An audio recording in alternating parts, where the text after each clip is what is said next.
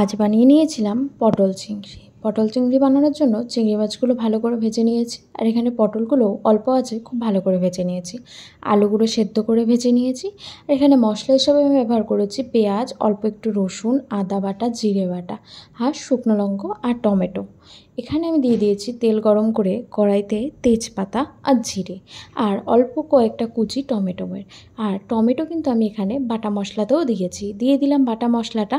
এবার এখানে দিয়ে দিলাম পরিমাণ মতো লবণ, দিয়ে ঢেকে দিলাম যাতে মশলাটা ভালো করে সেদ্ধ হয়। পেঁয়াজটা যদি সেদ্ধ না হয় তাহলে কাঁচা গন্ধ আসবে। এবার আমি ভালো করে এগুলোকে নেড়েচেড়ে নিচ্ছি ঢাকনাটা তুলে। ব্যাস, ভেতরে পেঁয়াজগুলো ভালোভাবে সেদ্ধ হয়ে গেছে। এবার এর থেকে তেলও ছেড়ে দিয়েছে। তেল ছেড়ে দেওয়ার পর আমি এখানে দিয়ে দিলাম হলুদ পরিমাণ মতো। হলুদটা দিয়ে আবার ভালো করে নাড়াচাড়া করে নিলাম। এবার আমি এতে একে একে দিয়ে দেবো মশলাটা ভালো করে পেকে গেলে ভাজা পটলগুলো আর ভেজে রাখা আলুগুলো। এবার দিয়ে দিলাম ভেজে রাখা চিংড়ি মাছটা। এবার আমি এগুলোকে খুব ভালো করে নাড়িয়ে নেব। সমস্ত মশলাটা আলু, পটল, চিংড়ি মাছের মধ্যে যেন মিশে যায় সেইভাবে আমি এগুলোকে খুব সুন্দর করে নাড়িয়ে নেব। এগুলো ভালো করে নাড়িয়ে নিতে হবে, আর নাড়িয়ে নেওয়ার সময় গ্যাসের আঁচটা খুব আস্তে দিয়ে রাখতে হবে যাতে মশলাটা পুড়ে না যায়। দেখো, মশলাটা পটলগুলির গায়ে খুব সুন্দরভাবে লেগে গেছে।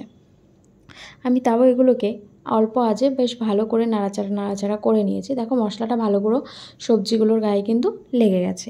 এবার আমি এতে দিয়ে দেবো জল। অবশ্যই জলটা আমি ফুটন্ত জল ব্যবহার করেছি। ফুটন্ত জল দিলে তরকারি কালারটা না খুব সুন্দর আসে, খেতেও ভালো লাগে, পানসে ভাবটা হয় না।